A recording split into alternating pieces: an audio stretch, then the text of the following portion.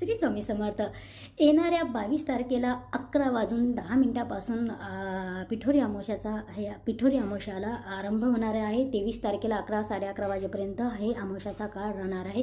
पिठोरी अमावस्या म्हणजे 64 योगिनी कणकेच्या म्हणजे गव्हाच्या पिठापासून 64 योगिनी म्हणजे माता तयार करून 64 योगिनीची पूजा केली जाते. प्रत्येक आईनं हे व्रत आपल्या मुलांना सुख प्राप्त व्हावं, आपल्या मुलांना प्रत्येक कामामध्ये यश मिळावं, आपल्या मुलांना दीर्घायुष्य मिळावं, आपले मुलं सुखात राहावे, यामुळे प्रत्येक आई आपल्या मुलाची पूजा करते. प्रत्येक आई आपल्या मुलाचं औक्षण करते आणि 64 योगिनीची पूजा केली जाते.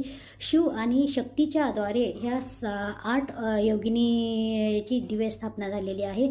या दिवशी एका पाटावर 8 कळसांची स्थापना केली जाते आणि दुर्गा मातेची पूजा आणि 64 योगिनीची पूजा या रूपाने केली जाते. या दिवशी 64 योगिनीची पूजा करून आई आपल्या मुलाच्या दीर्घायुष्यासाठी प्रार्थना करते. तर ही माहिती आवडली असेल तर शेअर करा, लाईक करा, सबस्क्राईब करायला विसरू नका. खाली दिलेल्या लिंकवर क्लिक करा, सर्व माहिती आहे यासाठी.